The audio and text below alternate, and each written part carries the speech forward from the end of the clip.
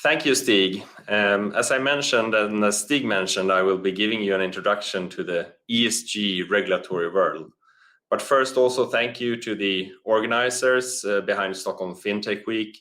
I know all the work that has gone into this, and for that we are all very grateful. And it's a pleasure to be here with you today. Before the speech, the keynote speech, ESG regulatory, an opportunity or a challenge for FinTech, I would like to make a short introduction. So, G&D, Gannant and Danielson, where I've been practicing for the last 22 years, has since early 2000 been a partner to the FinTech industry in Stockholm and worldwide. We have seen great ideas develop to great companies, sold for billions and billions, and we have seen also great ideas fail. It's been a great journey, and we have the intention to stay and hopefully develop with and for the industry here in Stockholm. So it's been a great challenge, and it will be a continuing challenge. Why? Well, the development of the regulatory landscape over the last 20 years and its ever-changing nature.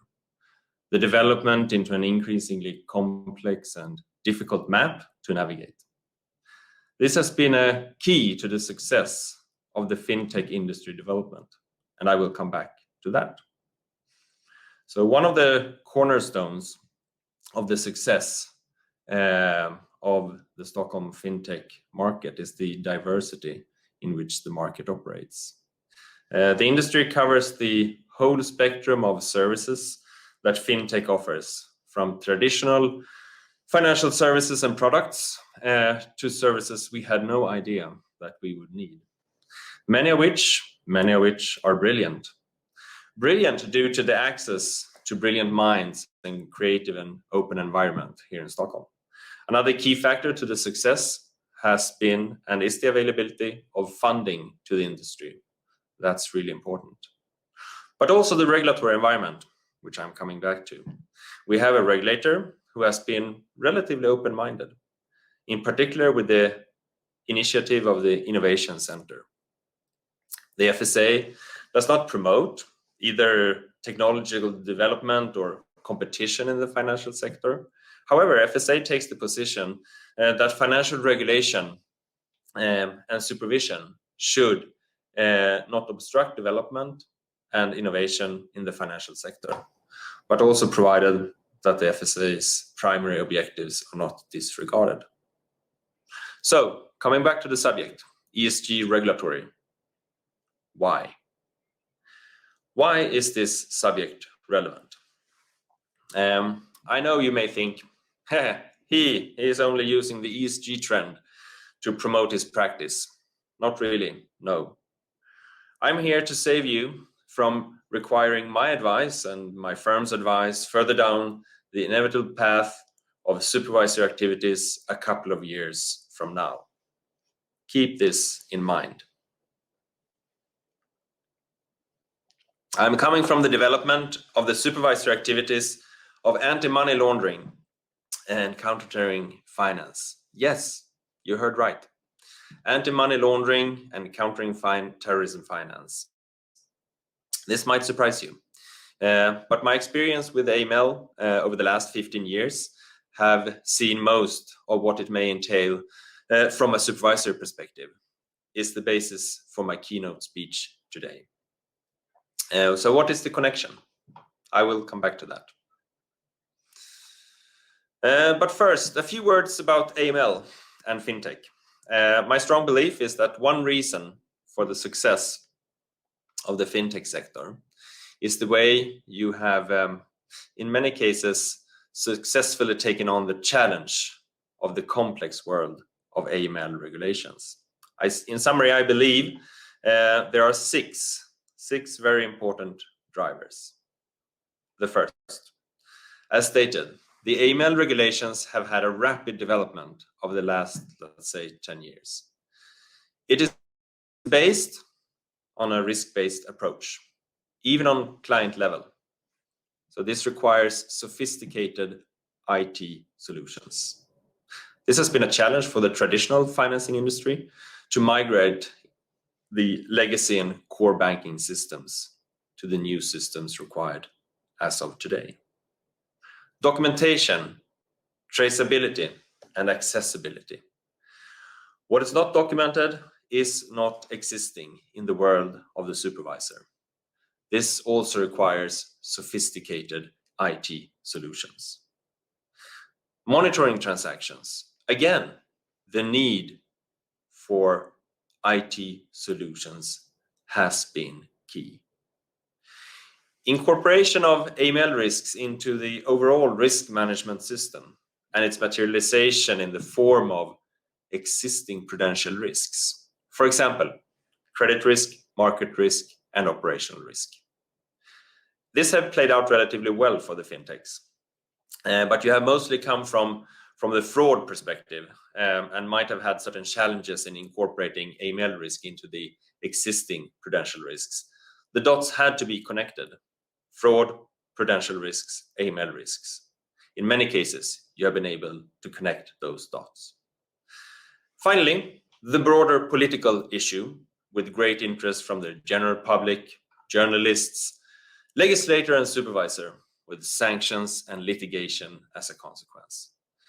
So these are the 6 cornerstones of fintech and AML success. We will see later how these 6 factors relate to the developing ESG regulatory landscape. But first, an overview and introduction to the ESG regulatory landscape. Do you have a clear picture of what's going on? It's not always easy to follow and be updated in relation to all different initiatives. But I will give you kind of a map, so you at least have some steering. The starting point from my perspective is the European Commission's action plan. Financing sustainable growth, the action plan on financing sustainable growth. It's from 2018, relatively new, covering the main areas. Reorienting capital flows towards a more sustainable economy. The EU is building up a unified classification system, the EU taxonomy, and standards and labels for financial products. Sustainability considerations in financial advice and sustainability benchmarks. All those are part of what the Commission means is reorienting capital flows towards a more sustainable economy. Risk management, sustainability in market research, credit ratings, but also the very important, which I will come back to, the prudential requirements in relation to risk management and ESG risk. Finally, transparency, a key part of the action plan, disclosure and accounting, corporate governance. Furthermore, the next step, the European Green Deal, Sustainable Finance Strategy by the European Commission dated 2019. Strengthen the foundations for sustainable investment is an important key. And with this, they refer to the EU taxonomy, corporate governance, and disclosure. All very well recognized matters. Further on, easier to identify sustainable investments and ensuring they are credible. Here we go for labels of investment products and EU Green Bond Standard. Climate and environmental risks managed and integrated into the financial system, integrating ESG risks into the EU prudential framework.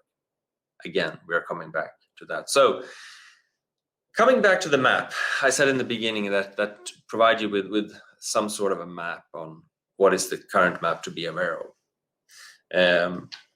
So I will give you this short overview. Disclosure, the disclosure regulation, SFDR. This is probably a focus area for quite many of you and your colleagues today. It will apply in about a month's time, 10th of March 2021. However, the more detailed rules, which we have all been waiting for, the regulatory technical standards are just around the corner, and they are just in the process of being published. So we are still lacking some detail here. So that was the disclosure regulation. That's on disclosure. The next part, definitions and a common framework. The EU taxonomy. That's something you probably have come across from the autumn and until now. The taxonomy. In connection with the taxonomy, there are going to be draft delegated regulations, and they were published in November last year. And so far, over 46,000 comments have come in due to that consultation process. So you can easily see that this is an area where quite a substantial amount of companies and other organizations within Europe have had comments and issues. So we will see where that will end, but it's a strong force from the Commission to finish that work. So it will be finished during the year. So that's definitions and a common framework. Disclosure and reporting. Guidelines on non-financial reporting information. Non-binding guidelines have been issued and published by the European Commission back in 2019. Product identification. This is popular. The EU Green Bond Standard. Consultation document published in June last year, and a legislative proposal is expected later this year. Product identification using EU climate benchmarks. This applies since last year, and the intention is to connect the dots between financial products and benchmarks with a sustainable feature. And then finally, risk management. And this is the subject of today. The management and supervision of ESG risks for firms. It's drafted for credit institutions and investment firms, but we'll come back to that. It will apply to many of you in the end. And the EBA will, in that case, submit a final report later this year. So I will come to the timetable, but that's at the end. So in conclusion, the map is constantly changing, covering everything from your own disclosure and your own ESG impact, product labeling, product diligence, and risk management. And this finally leads me to the key topic of today. Okay, so first, I wanted to connect the dots between AML and ESG regulatory. And as stated, the AML regulations have had a rapid development over the last, let's say, 10 years. We are currently in the exact same situation with the ESG regulatory framework. We can look forward and expect that for a foreseeable future, this regulatory framework will develop and will develop to quite a great extent, let's say for the next 10 or 15 years. Risk-based approach requires sophisticated IT solutions. We concluded that before. How about ESG? Well, the same goes for ESG regulatory.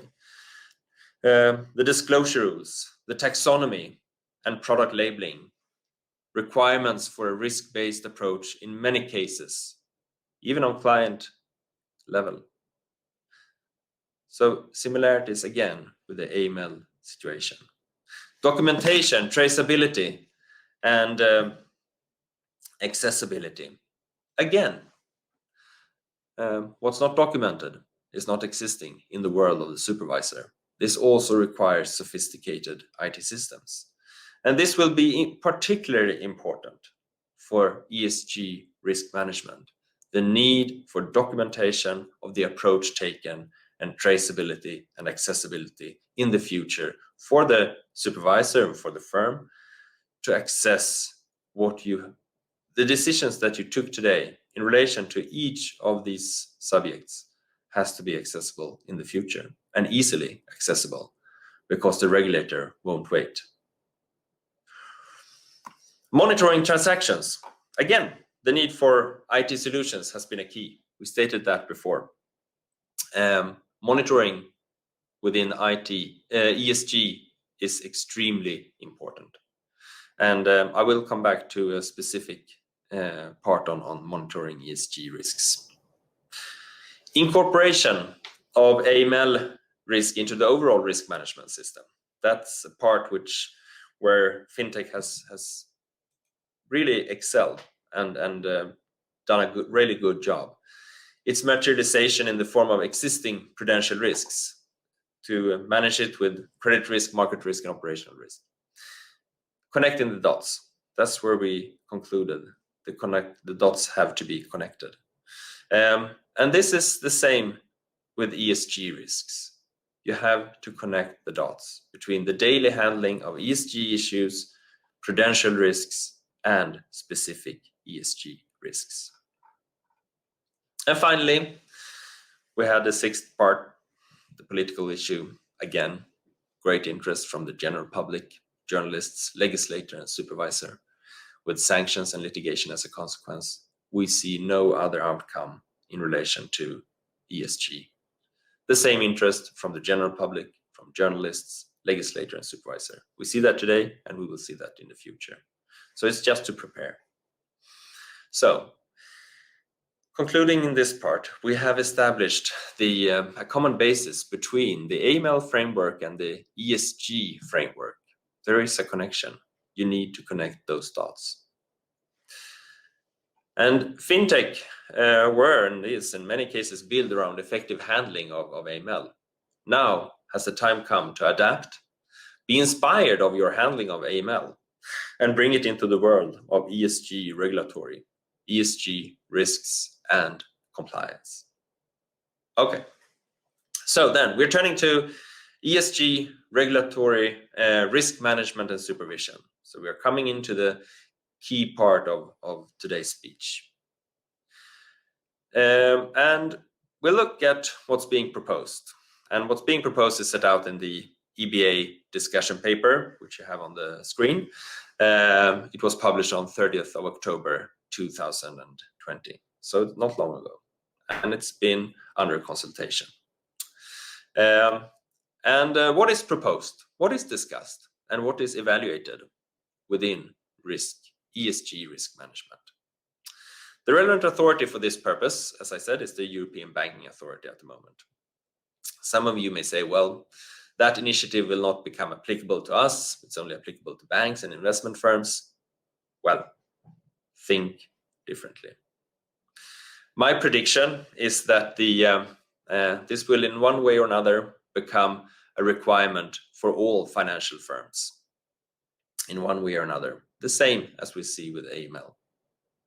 Even though, and naturally it must be adapted to a specific situation and specific type of firm, it will in one way or another become applicable. So again, you need to prepare. You need to be ready now. Looking more closely to the EBA discussion paper, the main focus of the discussion paper is that risks institutions, firms are exposed to via the impact of ESG factors on counterparties and customers. Again, you can compare with AML. It's the exact same situation, covering different aspects, but still the risks that you take engaging in counterparties, and with your clients and customers. So the paper provides details on risks stemming from environmental factors, especially climate change, and illustrates ongoing initiatives and progress achieved on this topic over the recent years. It relates to arrangements, processes, mechanisms, and strategies to be implemented by institutions to, importantly, identify, assess, and manage ESG risks. The EBA sees a need for enhancing the incorporation of ESG risks into institutions' business strategies and processes. That's very, very important. The ESG risks should go into and be part of the business strategies and processes of your firm. Incorporating them into the overall internal general governance arrangements. We're coming back to that. It's important. So this could be done by evaluating the long-term resilience of institutions' business models, setting ESG risk-related objectives, and engaging with customers and considering the development of sustainable products.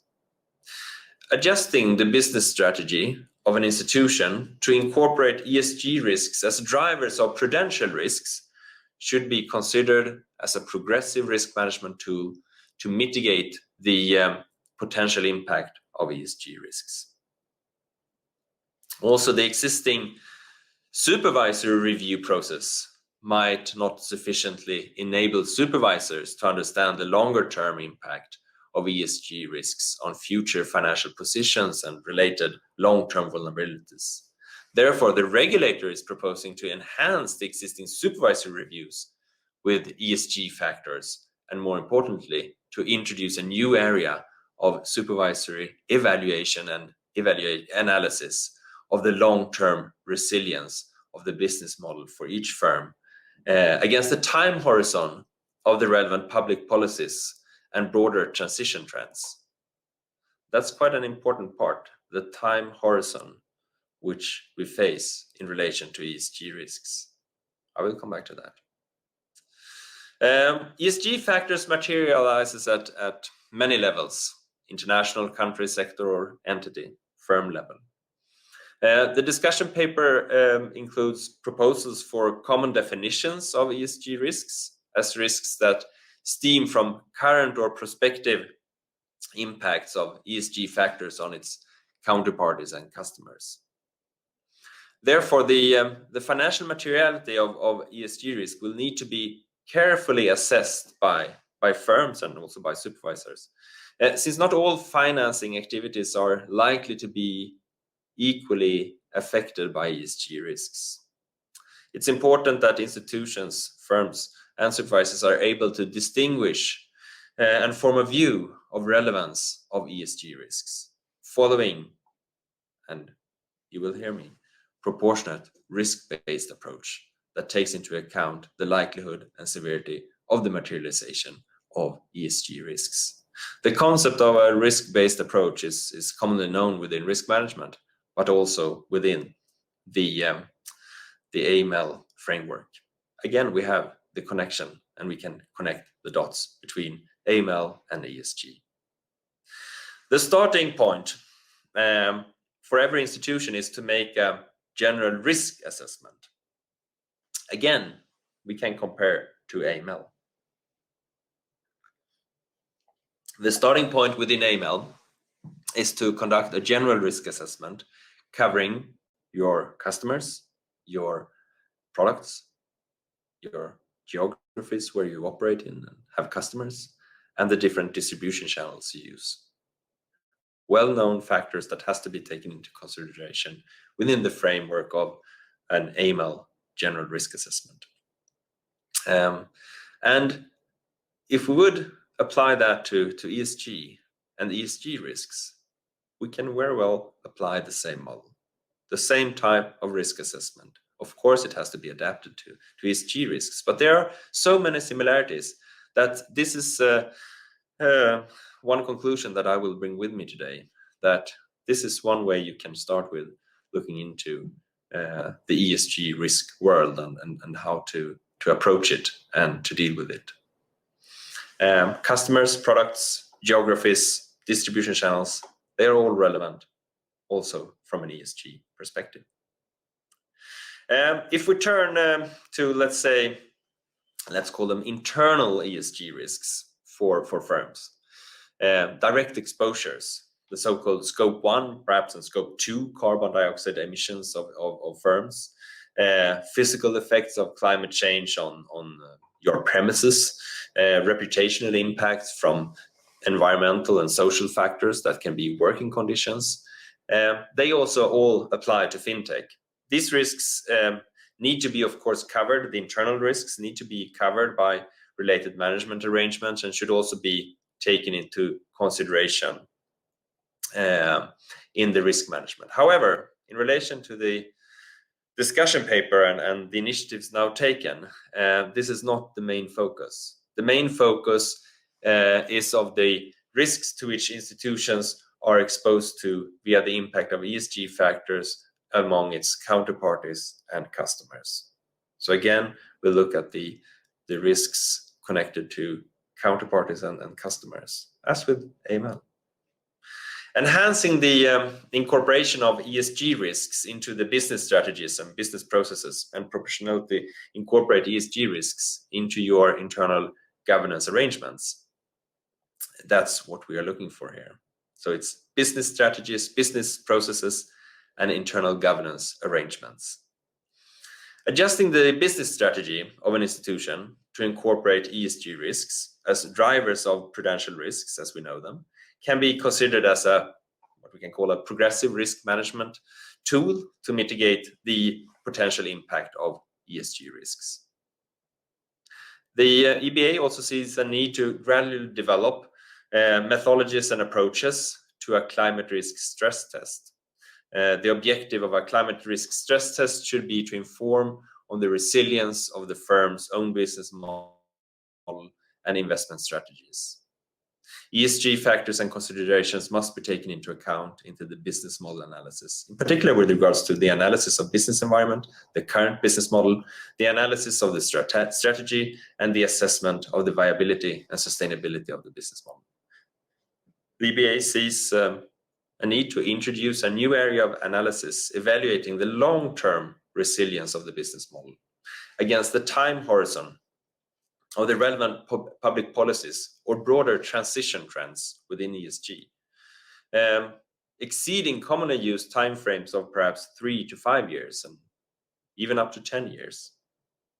We are now looking at a risk analysis, looking ahead of 10 years when it comes to evaluating the business strategy and the business model. Consider this in the context of supervision, 10 years. You need to look 10 years ahead. Or 10 years ahead, you need to look 10 years back. The benefit of reviewing 10 years back in 10 years' time, that's quite a strong tool for the supervisor. We have seen this in the area of AML. The supervisor reviewing the activities of institutions and firms 10 years back, or even more, with the knowledge that we have today. It's a very powerful tool of the supervisor. You will need to defend your actions today, not only within AML, but also in ESG risks for the supervisor in 10 years' time. So remember that. This is a development, and this is an area where you need to take action today and to have a strategy and to build that into your business strategy and your risk model.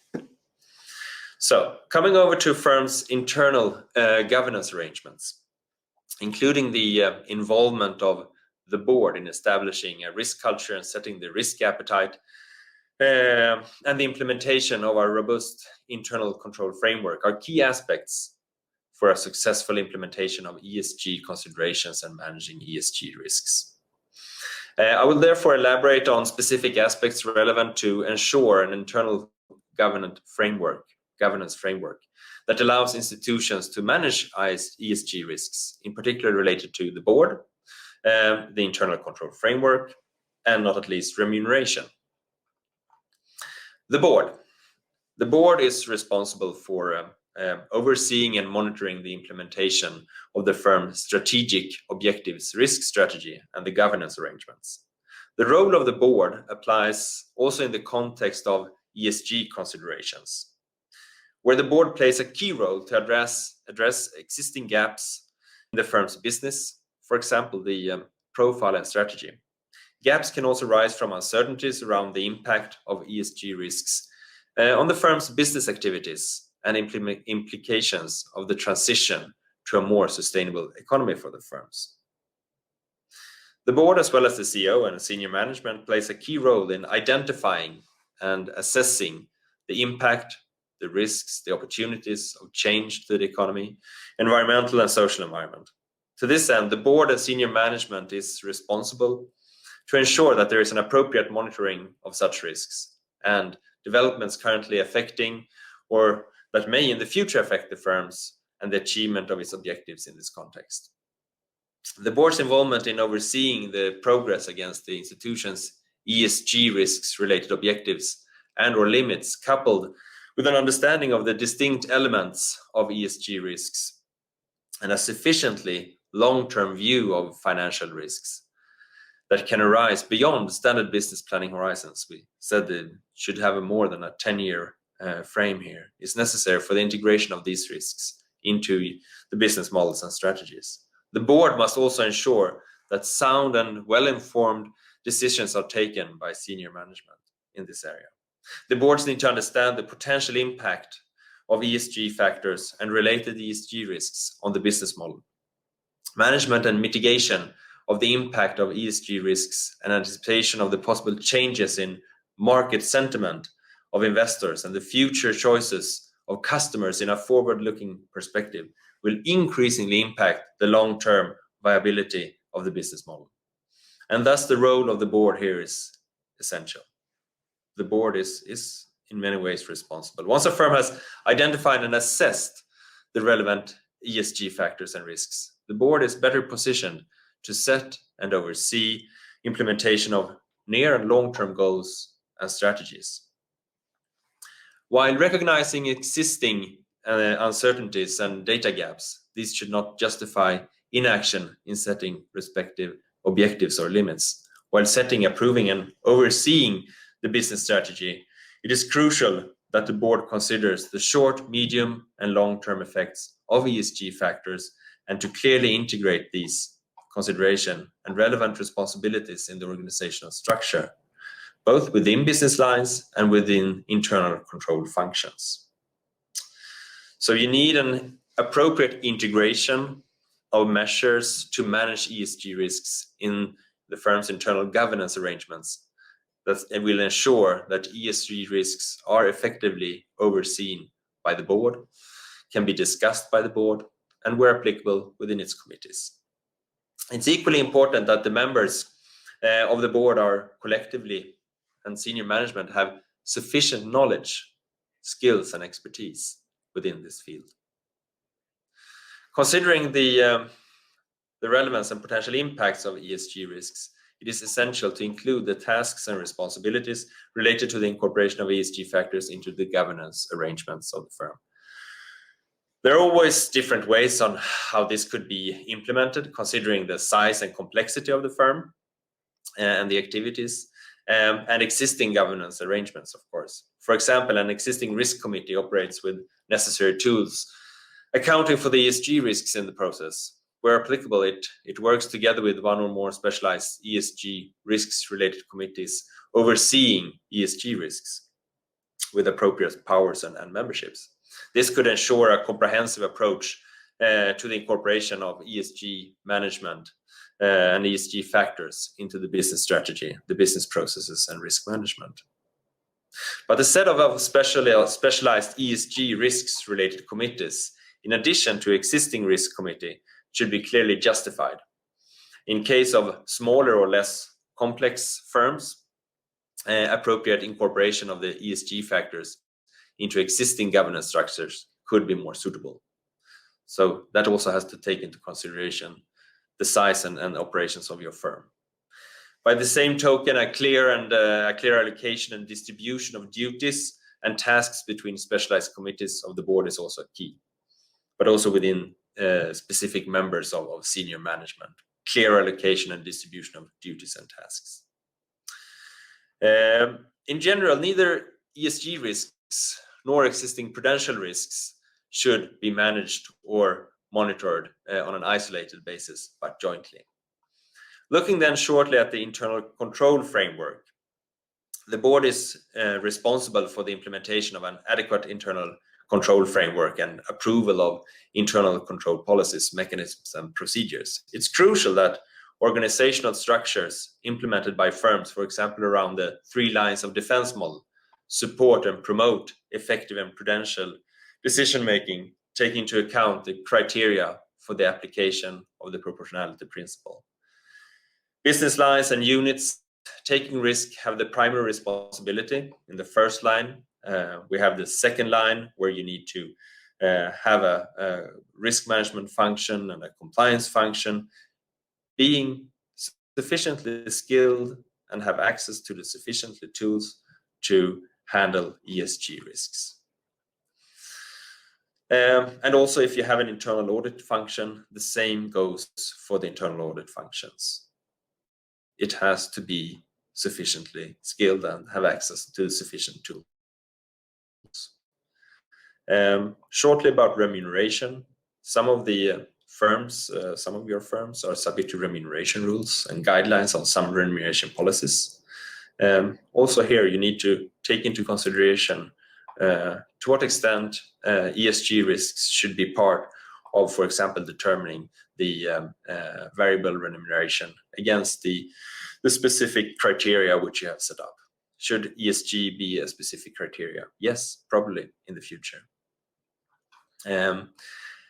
So coming more forward, we should make some conclusions in relation to what we have stated here today. And there are quite a lot of conclusions that can be made, and I will just try to sum it up very shortly. So coming to conclusions. The first conclusion, and that's the driver behind my speech here today, and that is to connect the dots between AML and ESG. I think that it's easy to, as it was with AML and many other areas, that in the beginning it's quite difficult to embrace and define what you should do and what necessary steps to be taken.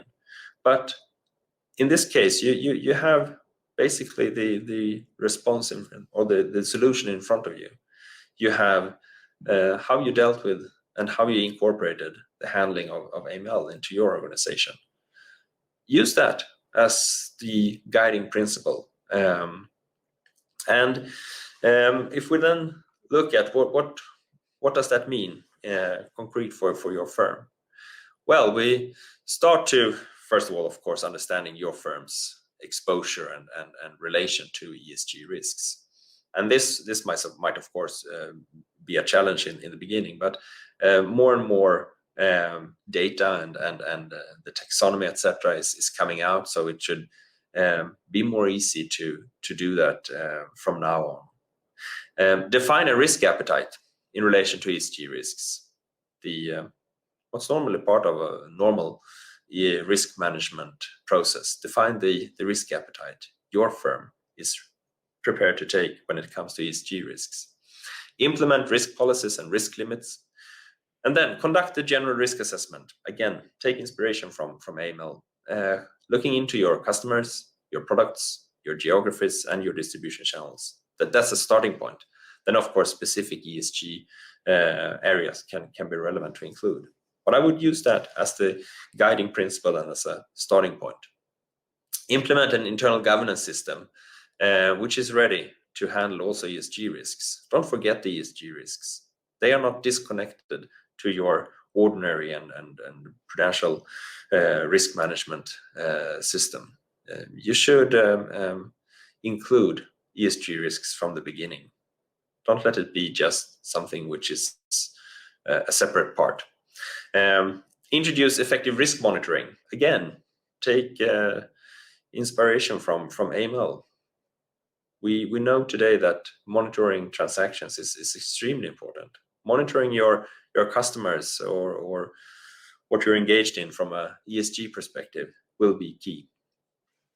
So I truly believe that with your experience and in many cases efficient handling of AML risks within the fintech industry, and the way many of you have approached the area, you're very well suited to take on this next challenge. And remember, ESG is not only front office, it's not only sales. It's a key part to the whole governance system of your organization. And in particular, the risk management function should be involved. it will increasingly be a key aspect of your internal governance and risk management process. So that's where I conclude today. Thank you very much for listening. I believe this is an extremely important and interesting area, and to see how it develops. And I look forward perhaps to join you next year and see how far you have come. And now over to you, Stig, and the next speaker. Thank you.